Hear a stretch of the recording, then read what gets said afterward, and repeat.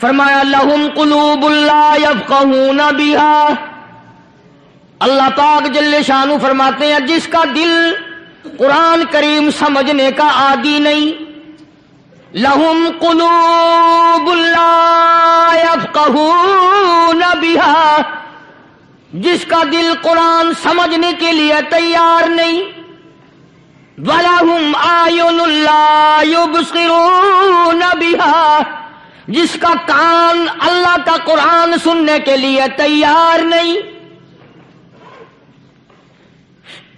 أَمْ لَهُمْ آذَانٌ لَا يَسْمَعُونَ بِهَا، أَمْ لَهُمْ آذَانٌ يَسْمَعُونَ بِهَا، جس کا کان خدا کا قرآن سننے کو تیار نہیں۔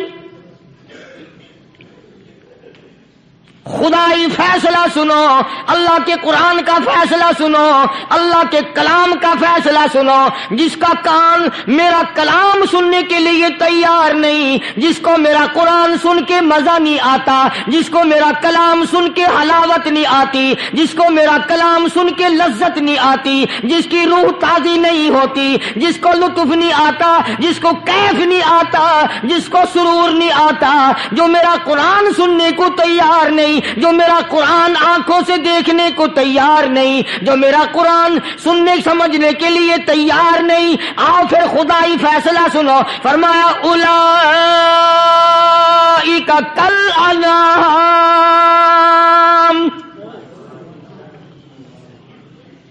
میرا فیصلہ نہیں، کسی پارٹی کا فیصلہ نہیں، کسی فرقے کا نہیں، کسی طبقے کا نہیں، کسی جماعت کا نہیں، فرمایا اولئک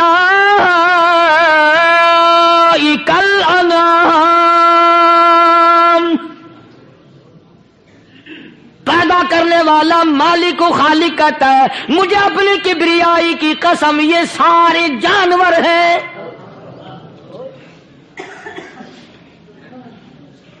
یہ سارے کے سارے جانور ہیں، یہ درندے ہیں جو ایک دوسرے کو چیر پاڑ کر کھاتے ہیں، یہ درندے ہیں جو ایک دوسرے کا خون پیتے ہیں، فرمایا بل ہم اضل، جانوروں سے بھی بدتر۔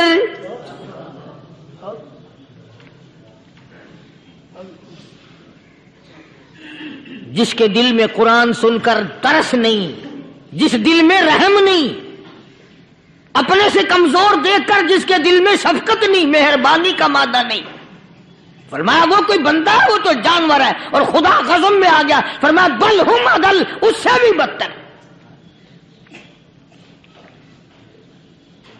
اللہ والے جو ہیں وہ ان خصلتوں کو دور کراتے ہیں، اور وہ آدمی کے مزاج اور دل میں سے ایسی چیزیں نکالتے ہیں جو اس کی بربادی کا ذریعہ بنتا ہے۔ دل کی بیماریوں کا کسی کو فکر نہیں، بخار ہو جائے آپ چڑھ جائے آپ کو پتہ چل جاتا ہے، نزلہ ہو جائے آپ کو پتہ چل جاتا ہے، کھانسی ہو جائے پتہ چل جاتا ہے، دل کی بیماریوں کا کیا پتہ چلے؟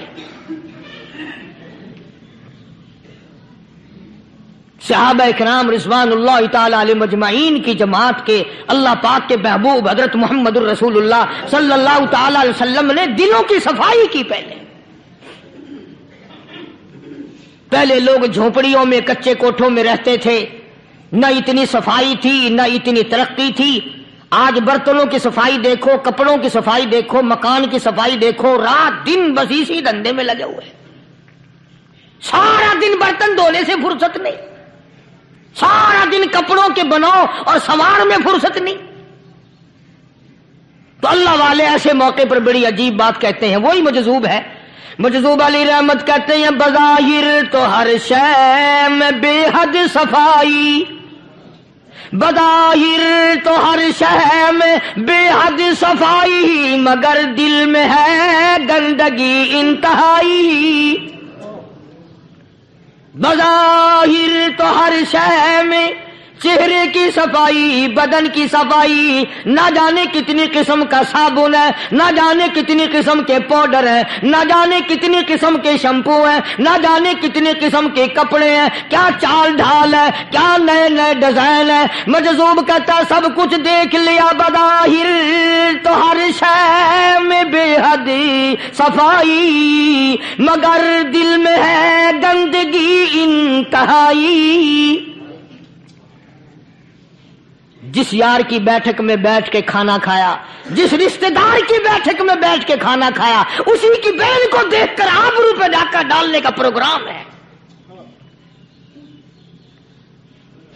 جس دوست کے گھر میں بیٹھ کے کھانا کھایا، اسی دوست کی بیوی کی عزت لوٹنے کا پروگرام ہے۔ پرانے زمانے میں اب بھی دلی جیسے شہر میں اگر دعوت کی جاتی ہے تو وہاں ایک تشتری میں نمک آتا ہے سب سے پہلے۔ عرب میں بھی دستور تھا پرانے زمانے میں، اگر کوئی دعوت کرتا، کوئی تقریب کرتا، سب سے پہلے نمک آتا تھا۔ ایک ایک انگلی ہر شخص نمک چاٹتا تھا۔ کیا مطلب؟ جس نے نمک چاٹ لیا اب وہ نمک حرامی نہیں بنے گا۔ اس گھر میں چوری کرنا، اس گھر کی آبرو کا غلط تصور لانا، اس گھر کے مال میں خیانت کرنا وہ حرام سمجھتا تھا جس گھر کا میں نے نمک چکھ لیا۔ اور مسلمانوں کی بات نہیں، ہندوؤں کی بھی یہ باتیں تھی۔ مولانا محمد علی صاحب جلندری سب قید رحمت اللہ علیہ فرمایا کرتے تھے کہ ایک سکھ تھا بہت بڑا ڈاکو، مسلمان اور ہندو مل کر اس کو ساتھ ملا کر کے لے گئے کہ یہاں اس گاؤں میں اس پنڈ میں ڈاکہ ڈالیں۔ سفر کر کے گئے، تکلیف اٹھا کے گئے۔ اس سکھ ڈاکو نے پوچھ لیا کہ یہ کون سا گاؤں ہے کہ یہ فلانا ہے۔ اچھا سارے کے سارے یہ تلاش کرو، یہ سوچ بچار کرو، اپنے پنڈ کی، اپنے علاقے کی، کسی مسلمان کی، کسی ہندو کی، کسی سکھ کی، کسی چوڑے چمار کی اس گاؤں میں لڑکی تو نہیں؟ ہمارے یہاں سے کوئی لڑکی تو شادی ہو کے یہاں نہیں آئی ہوئی؟ ان ساروں میں سے کہنے لگا کہ ہمارے بھنگی کی لڑکی جمعدار کی یہاں آئی ہوئی ہے۔ کہنے لگا واپس چلو، بیٹی بیٹی ہے، چاہے بھنگی کی ہو یا نواب کی ہو۔ ارے کل بیٹی کا ڈولا دیا تھا، آج ڈاکہ ڈالیں گے، شرم نہیں آئے گی؟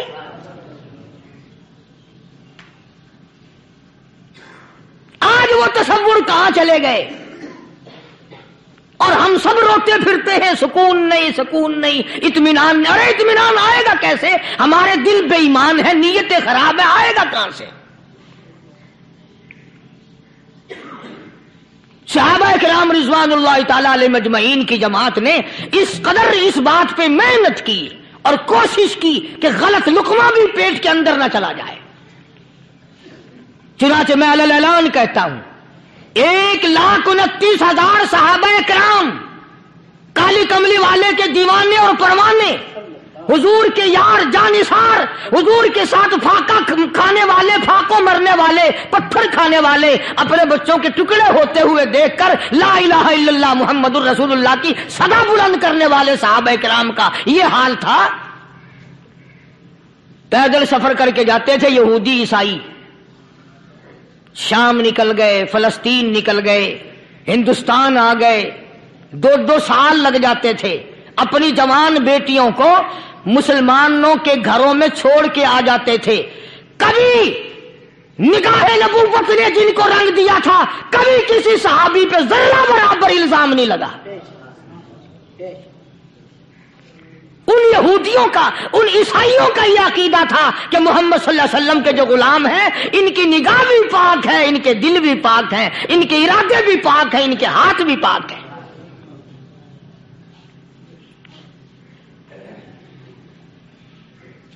مصر کے گورنر نے، مصر کے جنرل کرنل نے خط لکھا سیدنا فاروق اعظم رضی اللہ تعالی عنہ کی خدمت میں، دور خلافت ہے حضرت فاروق اعظم کا۔ کیا خط لکھا کہ حضور مجھے کافی وقت گزر گیا ہے اور فلاں علاقے میں آپ کے حکم سے ہم نے جانا ہے اور راستہ صرف ایک ہے اور اس راستے میں جال بچھا دیا گیا۔ اب مجھے مشورہ دیں میں کیا کروں، حکم دیں مجھے۔ جال کیا بچھا دیا گیا کہ ہمیں پتہ چل گیا ہے عیسائیوں نے پروگرام بنایا، سینکڑوں لڑکیاں تلاش کر کر کے بڑی خوبصورت حسینہ اکٹھی کی ہیں، ان کو گانے بجانے کی ٹریننگ دی ہے، ان کو اچھی اچھی آوازوں والی لڑکیاں ڈھونڈ کے لائے ہیں، اور انہوں نے یہ پروگرام بنایا کہ جب مسلمانوں کی فوج اس گلی سے گزرے گی ان کوٹھوں کے اوپر چڑھ کے گانا بجانا کریں گے تاکہ ان کے دل میں بدماشی آئے اور ان کا بیڑا غرق ہو۔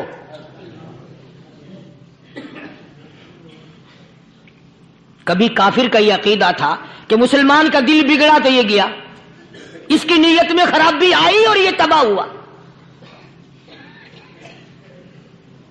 جناب فاروق اعظم رضی اللہ تعالیٰ عنہ نے اسے یہ خط نہیں لکھا کہ تو قرآن پڑھا کر، تو نفل پڑھا کر۔ امیر المومنین خلیفۃ المسلمین سیدنا فاروق اعظم رضی اللہ تعالیٰ عنہ نے اپنے جنرل کرنل کو خط لکھا کہ اس میں لمبی چوڑی فکر کی کوئی بات نہیں، اس میں کوئی پریشانی والی بات نہیں، کوئی سوچ و بچار والی بات نہیں، سارے تیری فوج میں تیری کمان میں مسلمان ہیں، سب کو اکٹھا کر لے، ساروں کو اکٹھا کر کے قرآن کریم کے سورۃ نور کی 2 آیتیں سنا دے۔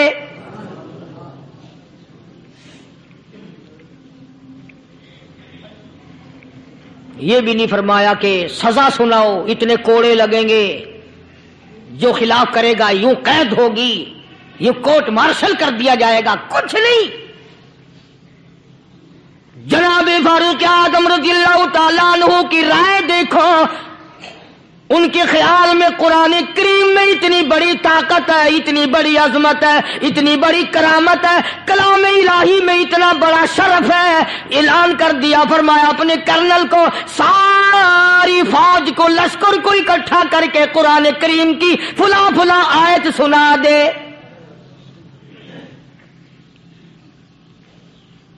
اور اس کے بعد بے دھڑک فوج کو، لشکر کو اسی راستے سے گزار کے لے جا، بے دھڑک لے جا۔ ہائے، کبھی قرآن کی 2 آیتوں سے کام بن جاتا تھا، اب سارے قرآن سے میرا تیرا کام نہیں بنتا۔ قصور قرآن کا نہیں ہے، یہ میرا تیرا ہے۔ یہ تو اتنی وفادار کلام ہے، اتنی پاک کلام ہے، خدا کی قسم، ہزاروں رجسٹروں کے گتے، ہزاروں چائے کے ڈبے، ہزاروں مٹھائی کے ڈبے، لاکھوں کروڑوں دوائیوں کے ڈبے گندے نالوں پہ، کوڑیوں پہ، روڑیوں پہ پڑے ہیں، اور جس گتے نے قرآن کے ساتھ یاری لگا لی، خدا کی قسم کوئی آدمی بغیر وضو اس گتے کو بھی ہاتھ نہیں لگا سکتا۔ ہزاروں نہیں، لاکھوں کپڑے مارکیٹ میں پڑے، پر جس کپڑے نے قرآن سے یاری لگا لی، جو کپڑا جسدان بن کر قرآن پہ چڑھ گیا، لوگ اس کو بھی چومتے ہیں، اور چومنا چاہیے۔ یارو، کپڑے نے قرآن سے یاری لگائی تو کپڑا عظمت والا بن گیا، گتے نے یاری لگا لی تو گتا بن گیا۔ ہزاروں قسم کے کاغذات روزانہ ذلیل ہوتے پھرتے ہیں، جس کاغذ پہ قرآن لکھا گیا وہ عظمت پا گیا، جس سیاہی سے قرآن لکھا گیا وہ سیاہی عظمت والی بن گئی۔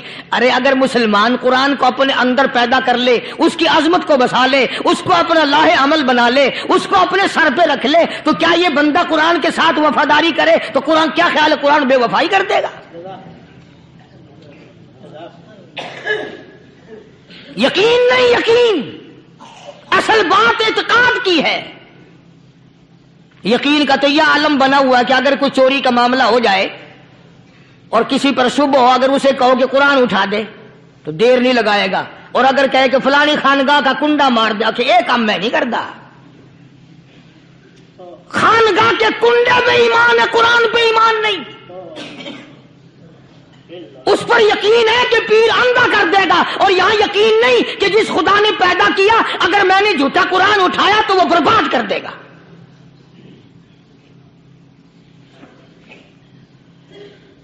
عجیب عجیب لوگ ہیں۔ چنانچہ مصر کے کرنل نے، مصر کے جنرل نے ساری فوج کو اکٹھا کر لیا۔ اس نے بھی یہ بات تو نہیں کہی کہ فاروق اعظم کو دوبارہ خط لکھتا کہ حضرت یہ تو 2 آیتیں آپ نے لکھی، یہ تو سارا قرآن روز پڑھتے ہیں، پر بنے گا کیا؟ جیسے فاروق اعظم کا یقین تھا، فاروق اعظم کی فوج کے کرنل کا بھی یقین ہے، فاروق اعظم کے فوج کے جنرل کا بھی یقین ہے۔ اس نے ساری فوج کو اکٹھا کیا، لشکر کو جمع کیا، اور اس کے بعد کہنے لگا قل للمؤمنین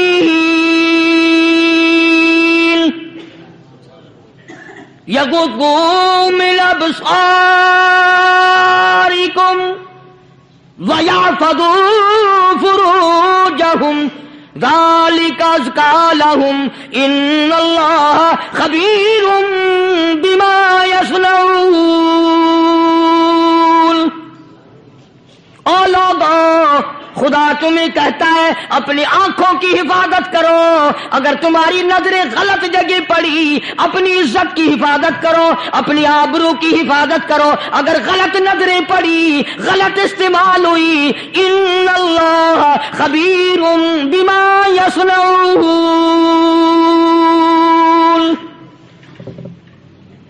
اللہ پاک تمہارے ساتھ ساتھ ہے، وہ ہر چیز کو دیکھتا جائے گا، وہ ہر چیز تمہاری دیکھے گا۔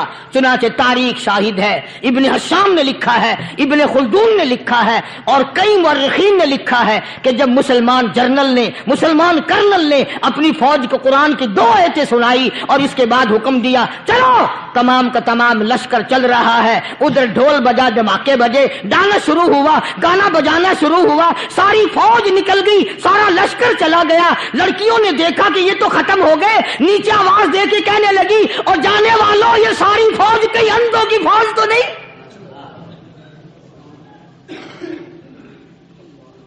یہ حسن کا نظارہ اور یہ ڈانس اور یہ آواز، ہم ناچ ناچ کے تھک گئی، کوئی سر نہیں اٹھاتا۔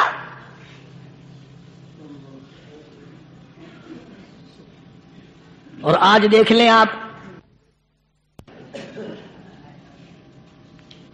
ہر گھر کے اوپر وہ لگا ہوا ہے ایریل،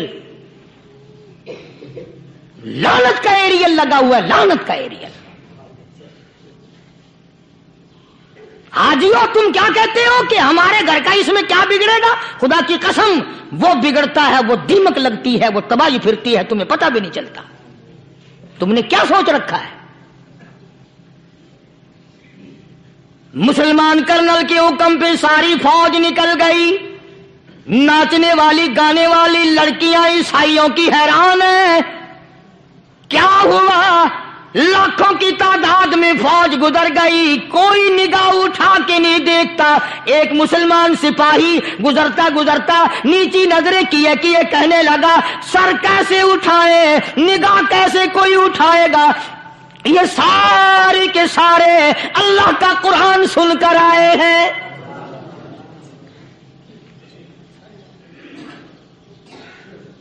کیسے کوئی نگاہ اٹھائے گا؟ کیسے کوئی سر کو اٹھائے گا؟ یہ سارے کے سارے اللہ کا قرآن سن کر آئے ہیں۔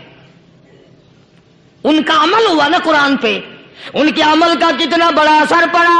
مورخین نے لکھا، ابن حشام لکھتا ہے عیسائی لڑکیوں نے چھلانگیں لگا دی، کوٹھی سے نیچے آ گئی، کہنے لگی عام مسلمانوں وہ قرآن ہمیں بھی سنا کے جاؤ جس میں اتنی اسپرٹ ہے، اتنی طاقت ہے، جو حسن کے نظارے سے روک دے، جو گانے بجانے سے روک دے۔ یہ تو آدمی کے دل کا سکون ہے، نہ گانا سنتے ہو نہ حسن کا نظارہ کرتے ہو، جاتے والے یوں نہ جاؤ، ہمیں بھی وہ قرآن سنا کے جاؤ۔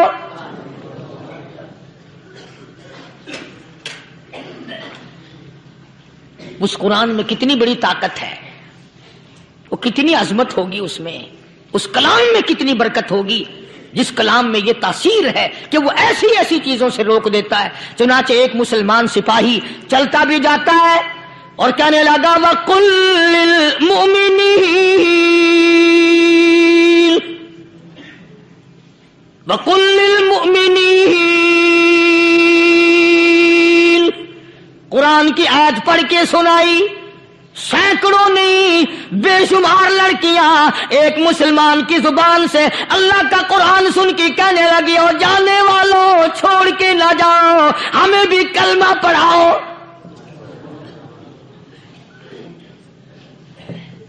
جتنی بھی وہ ناچنے گانے والی تھی تمام کی تمام کلمہ پڑھ کر مسلمان بن گئی۔ اور مورخین نے لکھا ہے آخری دم تک قرآن کی شیدائی اور دیوانی بن کے گزری ہیں۔ پھر وہ لڑکیاں جو رات دن حسن و جمال کا پیکر بنی رہتی تھی، علماء نے لکھا ہے جب موت آئی ایک ایک کے بدن میں کپڑے لباس میں موت آئی تو 50-50 ٹاکی لگی ہوئی تھی۔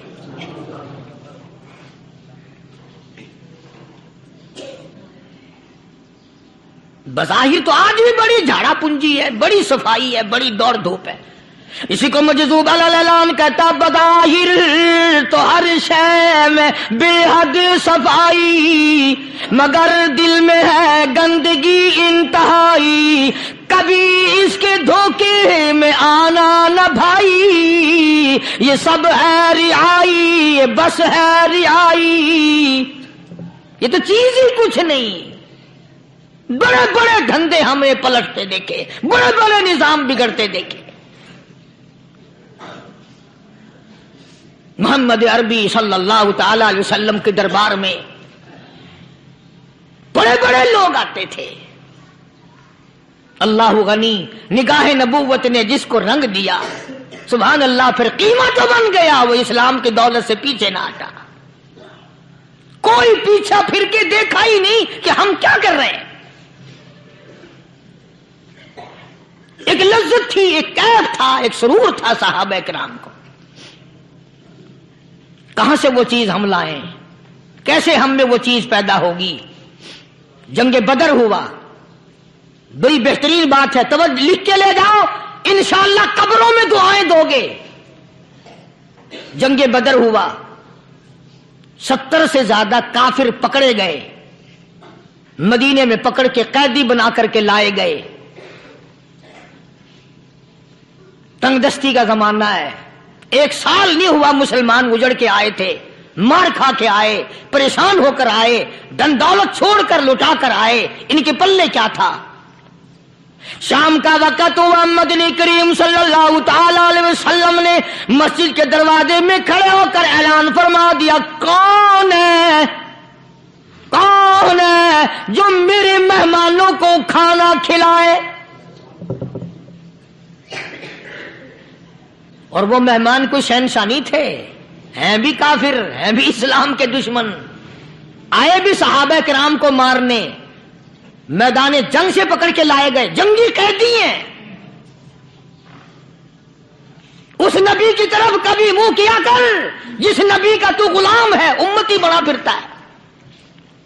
فرمایا کون ہے جو میرے مہمانوں کو کھانا کھلائے؟ صحابہ کرام میں سے کسی نے 2 پکڑ لیے، کسی نے 1 کو ساتھ لے لیا۔ ایک نادار سا غریب سا صحابی ہے، اس نے ساتھ لے لیا ایک مہمان اور گھر لے کے گیا۔ بیوی کو کہنے لگا کہ کھانا کتنا ہے، کہ بس 1 آدمی جوگا ہے، 1 آدمی کی کافی ہوگا۔ کان میں کہنے لگا اپنی بیوی کے، دستور تھا عرب کا، مہمان اور میزبان اکٹھے کھایا کرتے تھے۔ اپنی گھر والی کے کان میں کہنے لگا کہ اس کے آگے کھانا رکھ دیں گے مہمان کے، جب یہ کھانا شروع کر دے گا کسی بہانے سے دیوا بجھا دیو، میں یوں ہی منہ کو خالی ہلاتا رہوں گا، یہ کھانا کھا لے گا، پیٹ بھر جائے گا اس کا۔ چنانچہ کھانا آگے رکھ دیا، جو کچھ بھی تھا، اس نے کھانا شروع کیا کہ جی آپ بھی کھائیں، کہ ہاں ہاں میں بھی کھا رہا ہوں۔ بس یوں ہی کھانے میں بھی ہاتھ لگائے، منہ کو بھی ہاتھ لگائے اور منہ کو چلائے بھی برابر، بیوی نے چراغ بجھا دیا۔ یہ عمل تو صحابی کر رہا ہے اپنے گھر میں۔ ادھر قرآن کریم نازل ہو گیا محمد کریم صلی اللہ علیہ وسلم کی ذات پہ، فرمایا وَيُؤْثِرُونَ عَلَىٰ أَنفُسِهِمْ وَلَوْ كَانَ بِهِمْ خَصَاصَةٌ وَمَن يُوقَ شُحَّ نَفْسِهِ فَأُولَٰئِكَ هُمُ الْمُفْلِحُونَ۔ اور میرے محبوب مبارک ہو، تیری امت میں ایسے لوگ بھی ہیں جو اپنا منہ خالی ہلا رہا ہے، بیوی بھوکی بیٹھی ہے، چراغ بجھائے بیٹھی ہے اور اپنے ہاتھ کو خالی چلا رہا ہے، اور میرے بندے کا پیٹ بھر رہا ہے۔ اور میرے محبوب مجھے اپنی عظمت کی قسم، میں تیری ان دیوانوں پہ جنت واجب کر چکا۔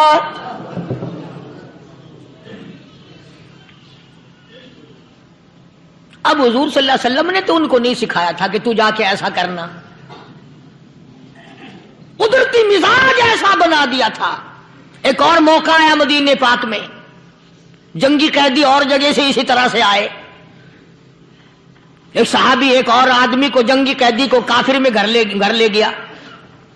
بیوی کہنے لگی کہ 1 ہی آدمی کا کھانا ہے بس، انہوں نے کہا اس کو دے دو۔ وہ کافر جنگی قیدی کہنے لگا جی آپ بھی کھائیں، کہنے لگا بھی بات ہے صاف، 1 آدمی کا کھانا ہے، تو کھانا کھا میں درخت کے پتے چبا لیتا ہوں. وہ کہنے لگا میں کھاؤں گا پتے. انہوں نے کہا تو رئیس آدمی ہے مکے کا, میں پرانا غریب ہوں, مجھے پتے چبانے کی عادت ہے, تیرے پیٹ میں درد نہ ہو جائے, میں عادی ہوں پتے چبانے کا. اس نے پتے چبا لیے. کافر مسافر اور مہمان جو تھا جنگی قیدی, اس کو کھانا کھلا دیا. دوسرے دن پھر ایسی نوبت آئی. اس نے کہا آپ بھی میرے ساتھ کھانا کھائیں. نے کہا نہیں بھائی تو کھا, میں پتے چبانے کا عادی ہوں. 2 دن تو اس کافر نے کھانا کھا لیا, اور جب تیسرے دن اس کے آگے کھانا آیا, انہوں نے کہا بھائی تو ہی کھا, بس اتنا ہی کھانا ہے, میں تو میاں بیوی ہم تو پتے چبا لیں گے. اور کہنے لگا مدینے والوں تم خود پتے چباتے ہو, دشمنوں کو کھانا کھلاتے ہو, آج میری بھی ایک شرط ہے, پہلے کلمہ پڑھا پھر کھانا کھلا.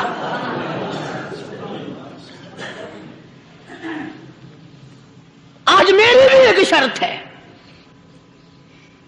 2 دن کے عمل نے کفر کو مٹا دیا, اسلام چمک گیا. 2 دن کے عمل نے. میرا تیرا 60 سال کا عمل ہے, کبھی کسی کافر کو مسلمان بنایا؟ الٹے ہی کام, ہر غلط, ہر معاملہ الٹا ہی ہے. ہر آدمی بیزار ہوتا ہے, یار دین تو کچھ نہیں, یار اسلام کچھ نہیں, یارو ایمان کچھ نہیں. اسی کو قرآن کریم نے للکار کے آواز دے کے فرما دیا لوگوں ایسی گڑبڑ نہ کرو ورنہ میں وہ خدا ہوں. فأخذتكم الصاعقة وأنتم تنظرون. جبریل امین نے ایک چیخ ماری, ساری قوم کے جگر پھٹ گئے. میں وہ خدا ہوں. لا تركضوا وارجعوا إلى ما أترفتم فيه ومساكنكم لعلكم تسألون. لوگ مکان چھوڑ کے بھاگتے ہیں, ماحول چھوڑ کر بھاگتے ہیں, معاشرہ چھوڑ کر کے بھاگتے ہیں. خدا کہتا آؤ جن مکانوں پہ تمہیں ناز تھا وہ یہ کھڑے بھاگ آ رہے ہو. اسی کو قرآن کریم کہتا ہے ان الذین قالوا ربنا اللہ ثم استقاموا.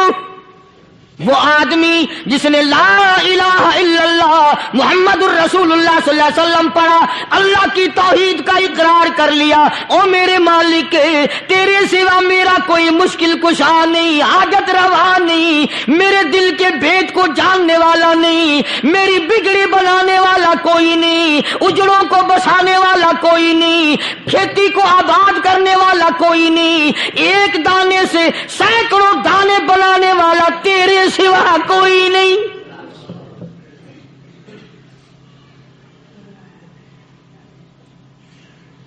کھیتوں میں جاؤ,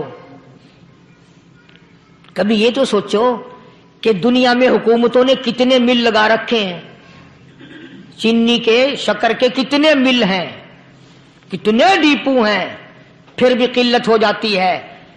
اور یہ اللہ میاں نے کتنا میٹھا کیلے میں, سنترے میں, مالٹے میں, انگور میں, سیب میں. کبھی یہ بھی سنا کہ اللہ میاں کا شوگر مل فلاں علاقے میں لگا ہوا ہے؟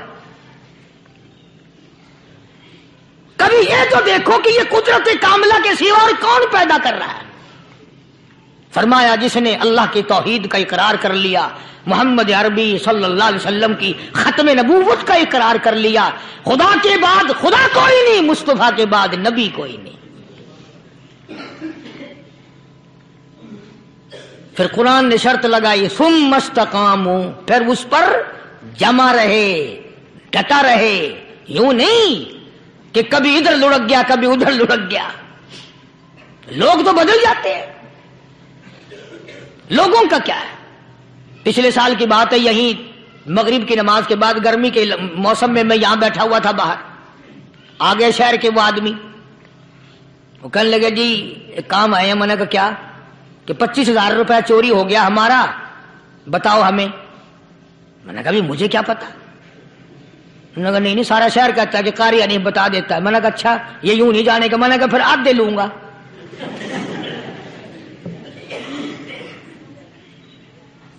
25,000 گم ہوئے ہیں نا, 12.5 میرے 12.5 تمہارے. کہنے ہیں دیکھو نا جی بال بچے چھوٹے چھوٹے غریب بچے ہیں جن کے وہ پیسے ہیں. میں نے کہا اچھا میں بادشاہ لگا ہوا ہوں.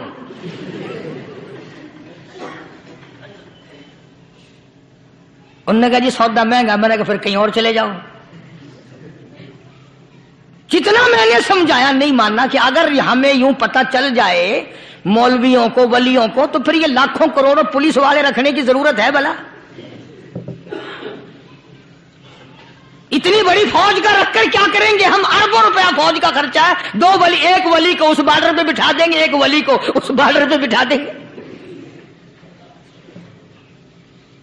پھر ہم بڑھانا دیں گے اولیاء کرام رجمت. ذہنیت ماری گئی، سمجھ نہیں پاتے، دین کے قریب نہیں آتے لوگ، سمجھتے نہیں. فرمایا ثم استقاموا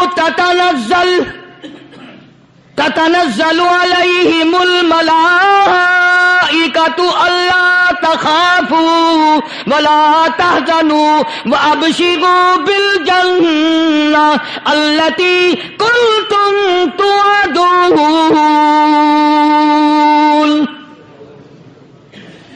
قرآن کہتا ادھر ولی کی موت آتی ہے، ایسا آدمی جو اپنے کلمے پہ جمع رہے، شرک و بدعت کی لعنت سے بچے، کفر و نفاق سے بچے. ادھر موت آتی ہے، ادھر فرشتے کہتے ہیں گھبرانا، غم نہ کر، بہشت کے دروازے تیرے لیے سارے کھلے ہوئے. وَلَكُمْ فِيهَا مَا تَشْتَهِي أَنفُسُكُمْ وَلَكُمْ فِيهَا مَا تَدَّعُونَ. فرمایا ہم تمہاری ہر اس تمنا کو پورا کریں گے، ہر اس آرزو کو پورا کریں گے. جو مانگو گے وہی ملے گا، جو کہو گے وہی دیا جائے گا. نحن اولیاؤکم فی الحیات الدنیا وفی الآخرہ. ہم دنیا میں بھی تمہارے کارساز ہیں، ہم آخرت میں بھی تمہارے کارساز ہیں. ہم دنیا میں بھی تمہارے دوست ہیں، آخرت میں بھی تمہارے دوست ہیں. اور خدا کے یہاں وہ انعام ملے گا. اللہ غنی، رائی کے دانے کے برابر نیکی کی ہوگی، جب پہاڑوں کے برابر ثواب ملے گا تو آدمی حیران ہوگا، یا اللہ تیرے جیسا بینک تو کسی کا بھی نہیں. رائی کا دانہ لے کر پہاڑ واپس کر دیا، مالک نے نجات کا ذریعہ بنا دیا. فرمایا نزلا من غفور رحیم. یہ مہمانی ہے پروردگار عالم کی طرف سے. قرآن اعلان کر کر کے کہتا وبالاسحار هم یستغفرون. اللہ پاک فرماتے ہیں میرے بندوں کی نشانی یہ ہے کہ وہ آخری رات میں بڑے ویلے سحری کے وقت اٹھ کر استغفار کرتے ہیں، اللہ کے حضور میں معافی مانگتے ہیں، روتے ہیں، عاجزی کرتے ہیں. کہتا کہ ایک تڑپ سی دل میں امنگتی ہے، ایک درد جگر میں ہوتا ہے. ایک تڑپ سی دل میں امنگتی ہے، ایک درد جگر میں ہوتا ہے. ہم رات کو رویا کرتے ہیں جب سارا عالم سوتا ہے. سب لوگ سوئے ہوئے ہوں اور اللہ کا دروازہ کھٹکھٹا، اندھیرے میں مالک کائنات کے سامنے جھولی پھیلا، اپنی بگڑی کا سوال کر، اپنی مشکلات اس مالک کے سامنے پیش کر جو سارے جہان کا خالق و مالک ہے. عقیدہ بھی بناؤ، اعمال بھی بدلو، مزاج بدلو، طبیعتوں میں انقلاب لاؤ. اور لوگوں ان گھروں کو مسلمانوں والے گھر بناؤ. تم برا مان کے جاؤ یا بھلا مان کے جاؤ، میں اپنے عقیدے کی بات کو چھپاتا نہیں. جس گھر میں کوئی مرد عورت قرآن کے کھولنے والا نہیں، میں اس گھر کو مسلمان کا گھر نہیں کہتا، وہ چوڑے اور کراڑ اور سکھ کا گھر ہے. تمہیں یہ سکھایا کس نے ہے کہ مرنے کے بعد قرآن پڑھا جاتا ہے اور ساری زندگی میں نہیں پڑھا جاتا؟ یہ قرآن مردوں کے لیے تھوڑی آیا، یہ زندوں کے لیے آیا ہے. حدیث پاک میں آتا ہے حضور کریم سب کہہ دو صلی اللہ علیہ وسلم نے فرمایا عیسیٰ علیہ الصلوۃ والسلام ایک قبرستان سے گزرے، گورستان سے گزرے تو ایک قبر کو دیکھا. وہ نبی ایسا تھا، اس کے معجزات ایسے تھے. قبر میں دیکھا تو ایک بڑھیا جل رہی ہے، سڑ رہی ہے، تباہ ہو رہی ہے، رو رہی ہے. تو عیسیٰ علیہ السلام پنا پنا کر کے وہاں سے گزر گئے. چند دنوں کے بعد جو اسی قبر کے پاس سے گزرے تو عیسیٰ علیہ السلام کو دھیان آیا کہ اس قبر میں ایک بڑھیا بڑی عذاب بھگت رہی تھی، مگر اس دن جو دیکھا وہ تو عیش میں بیٹھی ہے، تخت میں بیٹھی آرام کر رہی ہے. سیدنا عیسیٰ علیہ السلام نے اللہ پاک سے سوال کر دیا، الہی مرنے کے بعد تو آدمی کوئی نیکی بھی نہیں کر سکتا، اس نے کیا کر لیا جو اس کا سارا نظام بدل گیا؟ آواز آئی، اے عیسیٰ لکھ کے لے جاؤ، یہ بات حضور کا فرمان ہے. فرمایا، اے عیسیٰ اس مائی کے چھوٹے سے پوتے نے استاد کے پاس جا کر کے پڑھا بسم اللہ الرحمن الرحیم. اس ننھے سے منہ سے، چھوٹے سے منہ سے جب یہ لفظ نکلا، اے اللہ تو بڑا مہربان ہے، تو بڑا کریم ہے. عیسیٰ چھوٹے سے منہ سے جب نکلا، وہ تو معصوم تھا، اس کے منہ سے جب نکلا نا کہ میں بڑا مہربان ہوں، میں نے اس معصوم بچے کے صدقے میں اس کی دادی پہ کرم کر دیا. اس کے نام میں بڑی برکتیں ہیں، اس اللہ کا نام لینے میں بڑی برکتیں ہیں. گڑ میں مٹھاس ہے، اللہ کے نام میں مٹھاس نہیں. ٹافیوں میں مٹھاس ہے، اللہ کے نام میں مٹھاس نہیں. تم نے چکھ کے نہیں دیکھا، اگر تم چکھ لو خدا کی قسم دنیا کی کوئی چیز اچھی نہ لگے اللہ کے نام کے مقابلے میں. اللہ پاک مجھے اور آپ سب کو اپنا نام لینے کی توفیق عطا فرمائے، اپنے قرآن کی تلاوت کرنے کی توفیق عطا فرمائے، اور اپنا ذکر اور اپنا فکر اور اپنے شکر کی توفیق عطا فرمائے. اور اللہ پاک ہم سب کو یہ ہمت دے کہ مرتے دم تک ہم قرآن سے یاری کریں، قرآن سے وفاداری کریں. وآخر دعوانا ان الحمدللہ رب العالمین. پچھلے جمعے کی بڑی شاندار کیسٹ جو آپ لوگ خود سن کے گئے تھے، اور بھی سب کیسٹیں ہیں، بڑی اعلیٰ درجے کی اولیاء کرام کی جو بھی بیمار ہے یا اللہ سب کے دکھوں کو دور فرما دے. یا اللہ اپنے محبوب صلی اللہ علیہ وسلم کے صدقے میں سب کی تکلیفوں کو دور فرما، سب کی پریشانیوں کو دور فرما، سب کی نیک تمناؤں کو پورا فرما. یہ جتنے مرد عورت آئے بیٹھے ہیں یا اللہ ان کو قدم قدم پہ نیکیاں اور قبولیت عطا فرما. یا اللہ سب کے کاروبار میں، سب کی فصل میں برکت عطا فرما. یا اللہ سب کی نیکیوں کو اتنا بڑھا کہ ہمارے لیے ذریعہ نجات بن جائیں. یا اللہ ہم سب کے والدین کی مغفرت فرما. میرے حاجی صاحب کے لیے بھی دعا کرو جس کا یہ سارا بوٹا لگایا ہوا، اللہ تعالیٰ اس کی قبر کو جنت کا باغ بنائے. میری والدہ کے لیے بھی، سب کے والدین کے لیے دعا کرو یا اللہ سب کی قبروں کو جنت کا باغ بنائے. جس کے عزیز رشتہ دار، اہلیہ، بھائی، بھتیجے، خاندان کے لوگ، وسیب کے لوگ جتنے بھی قبروں میں چلے گئے یا اللہ سب کی مغفرت فرما، سب کے گناہوں کو معاف فرما. یا اللہ سب کو اعلی علین میں جگہ عطا فرما. یا اللہ اس مسجد کے، مدرسے کے جتنے لوگ خدمت گزار ہیں مال و جان میں برکت عطا فرما. یا اللہ ان کو اتنا دے کہ ان کے گھر بھر دے. ہاں کوئی ساتھی بتلا رہے ہیں کہ کوکا کولا کا کوئی ساتھی ہے جہاں بھی ہے، اللہ تبارک و تعالیٰ سے استقامت عطا فرمائے. یا اللہ ان سب کو حج بیت اللہ نصیب فرما، سب کو روزہ رسول اللہ صلی اللہ علیہ وسلم کی زیارت نصیب فرما، بے اولاد کو اولاد عطا فرما. یا اللہ ہم سب کی اولاد کو نیک صالح اور نمازی بنا. یا اللہ سب کی اولاد کو ہدایت عطا فرما. یا اللہ ہم سب کے گھروں کو نماز اور قرآن سے آباد فرما، مرتے وقت کلمے اور ایمان والی دولت عطا فرما. یا اللہ ہم سب کی عزت، آبرو، جان، مال اپنی امان اور اپنی حفاظت میں رکھ. یا اللہ ساری امت کی مغفرت فرما، سارے پاکستان پہ کرم اور فضل فرما، ساری مخلوق کے ساتھ یا اللہ رحم کا معاملہ فرما. یا اللہ ہماری دعاؤں کو نہ دیکھ، ہمارے اعمال کو نہ دیکھ، اپنے محبوب صلی اللہ علیہ وسلم کے صدقے میں